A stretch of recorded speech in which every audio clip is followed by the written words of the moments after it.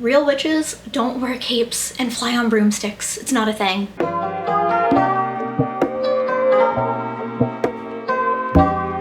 Hey besties, and welcome back to Sustainability Sundays. Today's a different one, we can say, because I'm not in my kitchen today. I am actually in my bedroom because this video is about something a little different. This is my altar.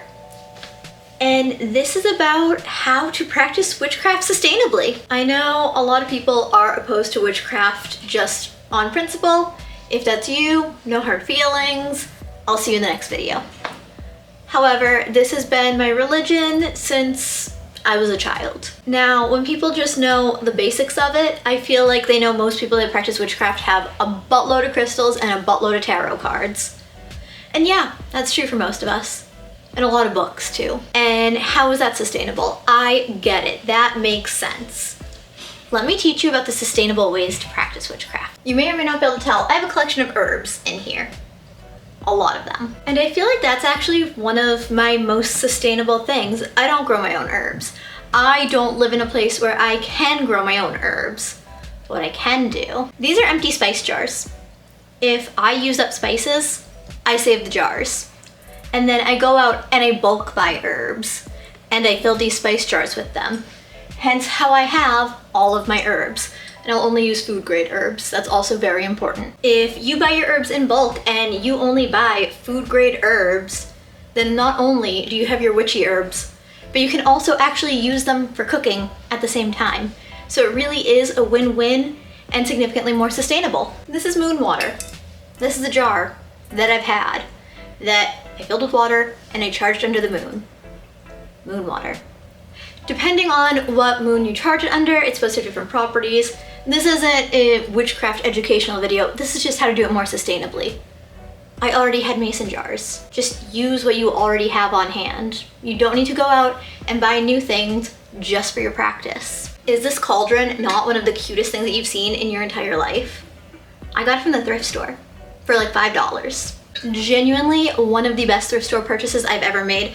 And this bad boy is cast iron, and cast iron lasts for absolute ever. Best purchase I've ever made at the thrift store. Literally, you can get so many witchy supplies from the thrift store. This may be quite controversial, but I'll be honest, I don't care. A lot of people say that any spell work they do, if it involves flames, they use a new candle for it because every other candle has been used for a previous spell. I will keep burning the same candle for multiple different spells. Specifically a white candle. Genuinely no tea, no shade if you're one of those people that burns a new candle for every single spell. I understand, especially if you're anointing the candle, I get it. For me, yeah, I have a box of different candles that I can use a different candle for each spell. But I would rather just put all my intentions, all of my positive intentions into one candle and harness that for each and every spell. And I'm not going through them as often. Therefore, it is more sustainable. I also have not run out to buy a new candle holder for that. I use an old plate that I have. Genuinely, it's an old plate. It doesn't match what we have now, and I will burn it on that plate. Instead of that plate going to waste, I use it for a candle, because why not? It is also currently in use, but I have an altar cloth that I did not buy as an altar cloth. It was actually a tapestry that was gifted to me by one of my best friends. So my altar cloth is a tapestry I already owned that was a gift that was given with love, so it has pure intentions.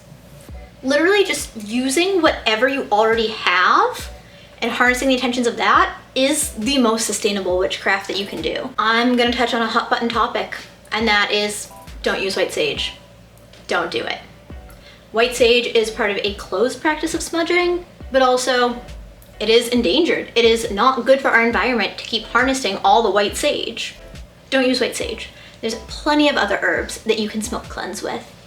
Please do not use white sage.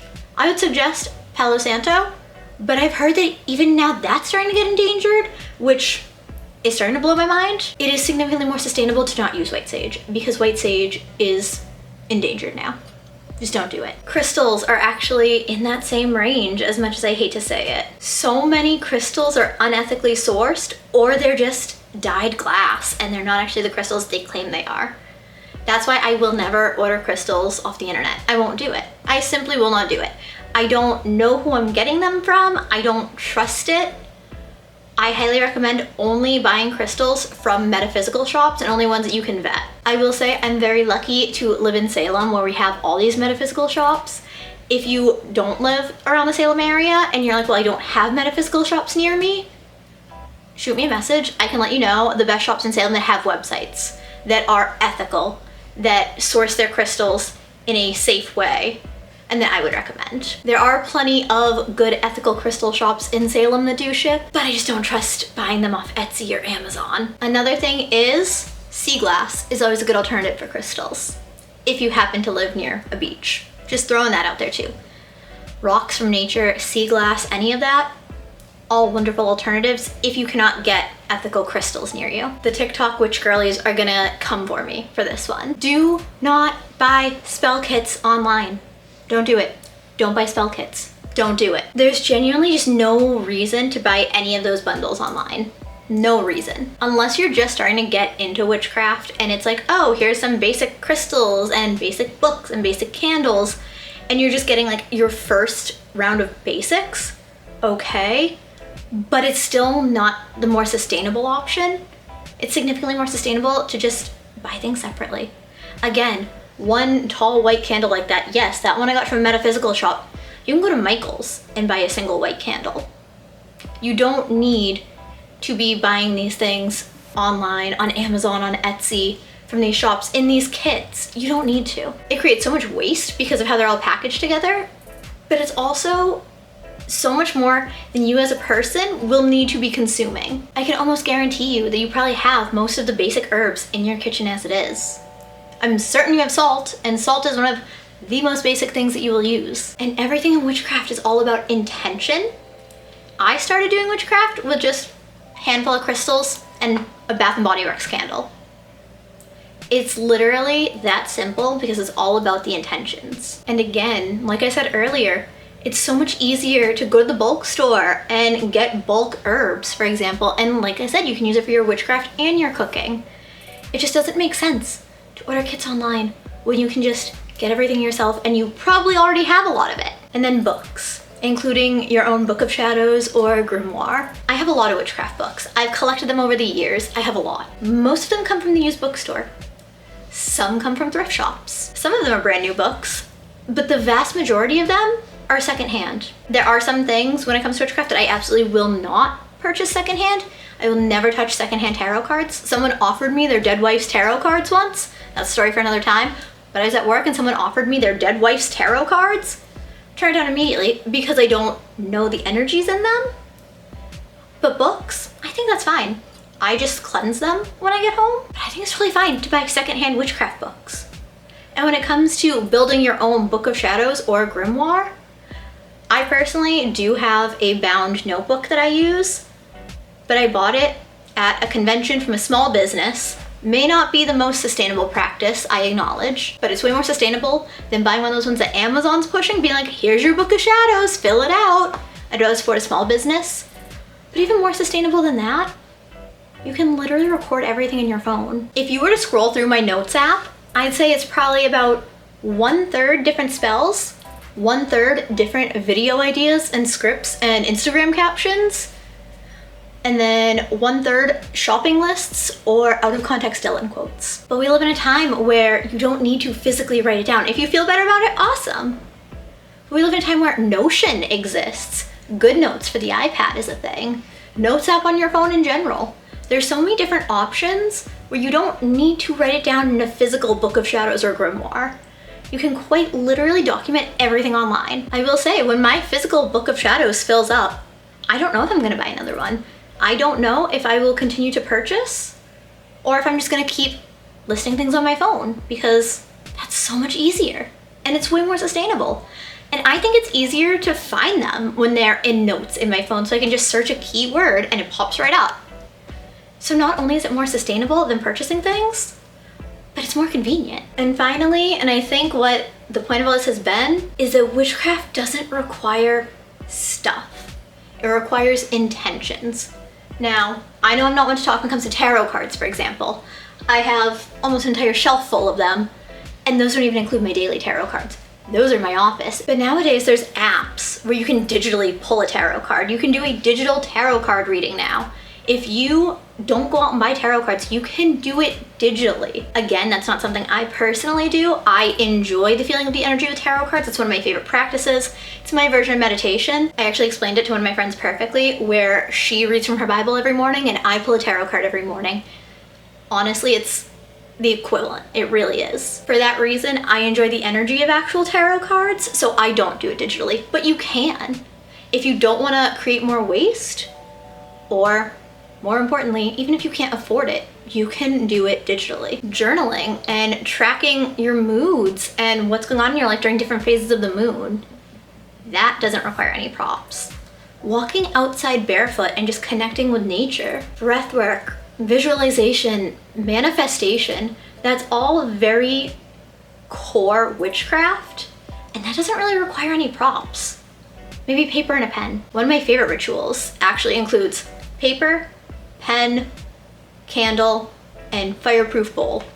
I use my cast iron cauldron. I used to, before I had that, literally just use a big pot. I literally just used a pot like I would use for cooking. Another favorite of mine is making simmer pots. You literally just put a pot with water on your stove, or you can use your crock pot, and then you put different herbs or fruits or foods based on what it is.